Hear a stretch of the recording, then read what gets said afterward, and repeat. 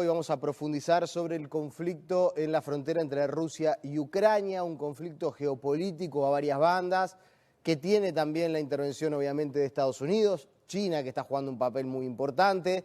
De alguna manera el mundo está en vilo por esta situación y sobre todo por los distintos impactos que puede llegar a tener. Vamos a recibir a un periodista argentino, escritor, Ignacio Jutin, a quien le agradecemos, que ha hecho, como decíamos más temprano, dos libros específicamente vinculados a la situación de Ucrania, así que es un gran conocedor de esa zona. Ignacio, gracias por atendernos. ¿Qué tal? Buenas tardes, buenas noches. Muchas gracias por la invitación. Bueno, a ver, para que nos ilustres, obviamente en el periodismo existen especializaciones y perfiles que cada uno marca. Vos sos un periodista claramente con un perfil internacional y muy conocedor de esta zona del mundo. Contanos a los que no estamos tan interiorizados y a la gente que nos está viendo, ¿qué está pasando? ¿Por qué tenemos que seguir con tanta atención lo que sucede allí entre Rusia y Ucrania? Bien, en principio hay que seguir con tanta atención lo que sucede en la zona porque está involucrada Rusia, que tiene el principal arsenal nuclear del mundo, y la OTAN, que es la principal alianza militar del planeta. Con lo cual, si hay un enfrentamiento abierto y directo entre ambos actores, sería catastrófico para todo el planeta. Estemos en Uruguay, en Argentina, en Angola, en China o donde sea, sería terrible para todo el planeta.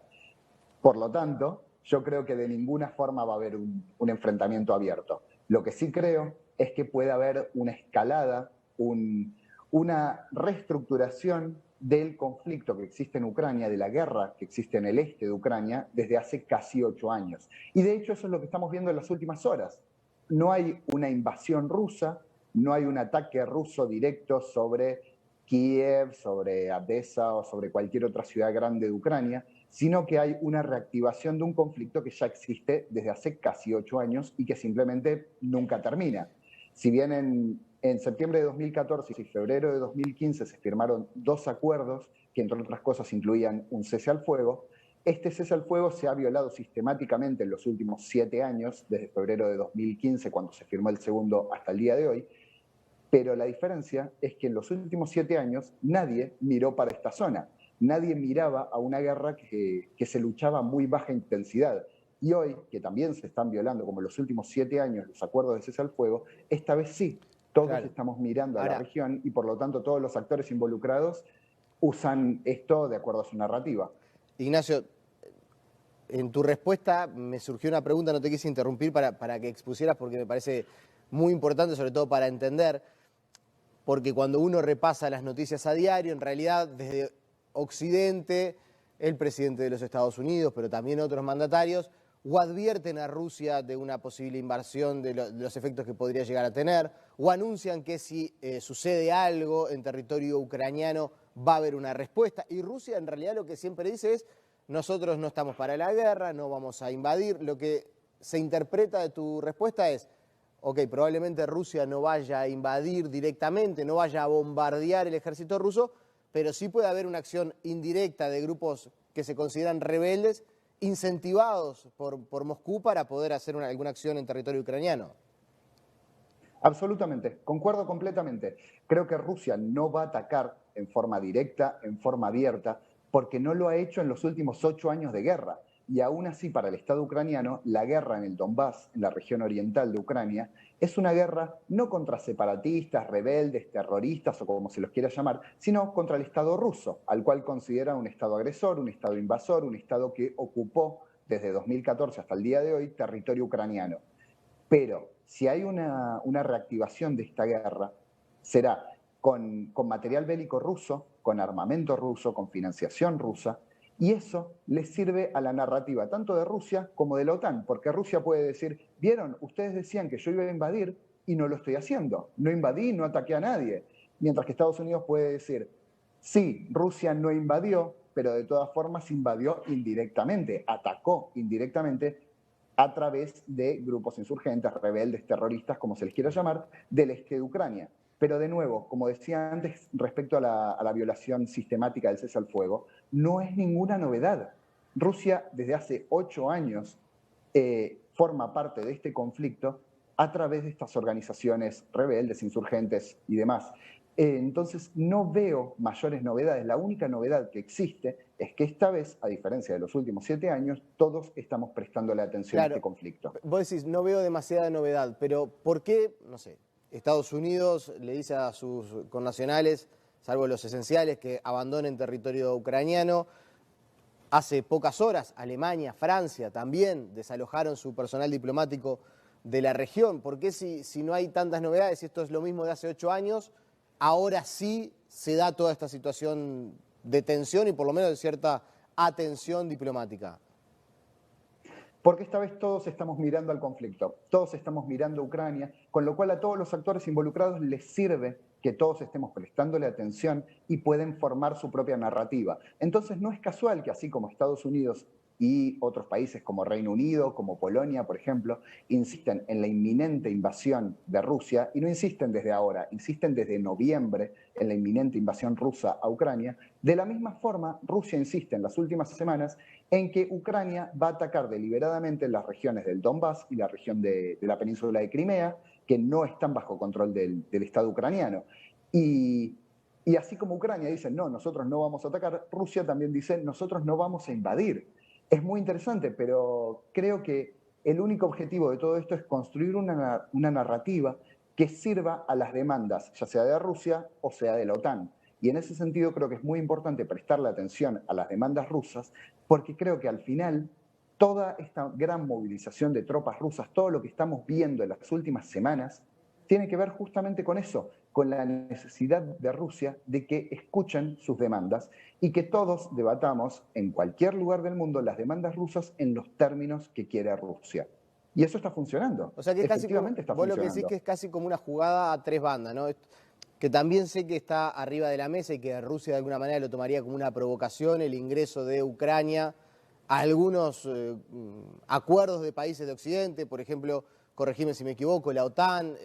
Hay algunas intenciones del gobierno ucraniano de hacer un camino más pro-Occidente y eso de alguna manera quiere frenar Rusia. Sin lugar a dudas, Ucrania desde 2014, desde el inicio de la guerra, ha quebrado sus relaciones con Rusia. No en un sentido formal, existen formalmente relaciones diplomáticas, pero sí en un sentido político, comercial, cultural, incluso las relaciones están partidas. Y tan partidas que desde 2015 no hay vuelos directos entre Ucrania y Rusia, que es una situación ridícula porque son dos países que además vecinos tienen mucha cultura en común, mucha historia en común.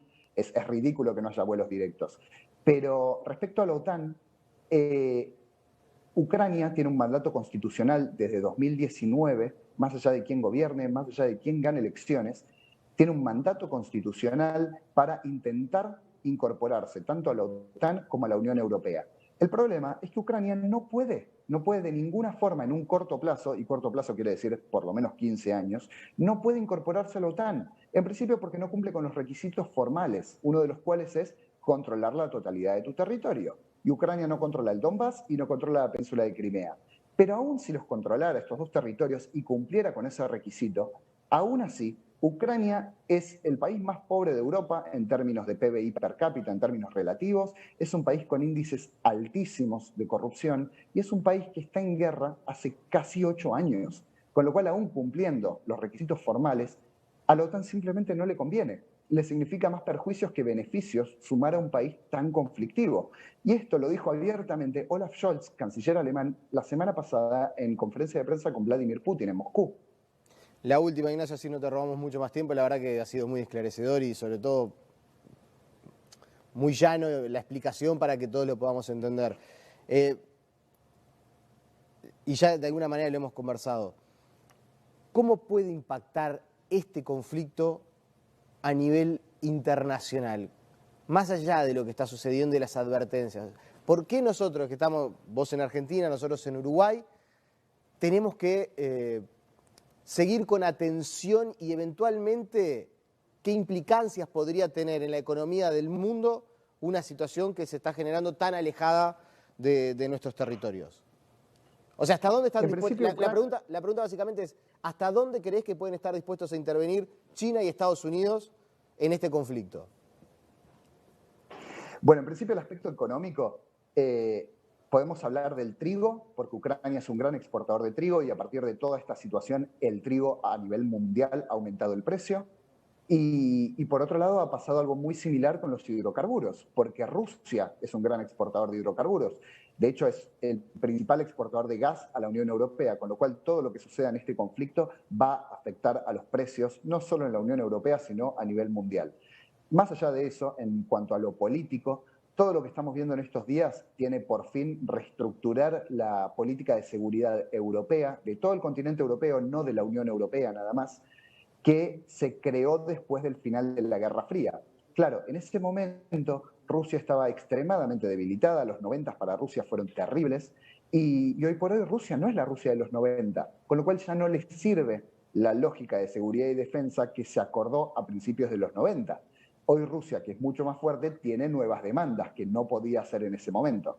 Con lo cual, no solo va a repercutir en precios de distintos productos a nivel internacional, sino que va a repercutir en cuanto a alianzas políticas, no solo en Europa, sino también, como vos bien mencionabas, el caso de China. El acercamiento entre Rusia y China es cada vez más fuerte y será cada vez más fuerte este acercamiento si es que efectivamente, como tanto han anunciado distintos países de Occidente, como Estados Unidos, como Alemania, como el Reino Unido, se implementan sanciones comerciales muy importantes a Rusia, porque si lo hacen, Rusia dejaría de comerciar con la Unión Europea o con cualquier país que le imponga sanciones y pasaría a comerciar más que nunca con China. Y ese acercamiento entre Rusia y China sería muy, muy contraproducente, muy grave para la Unión Europea y también para países como Estados Unidos.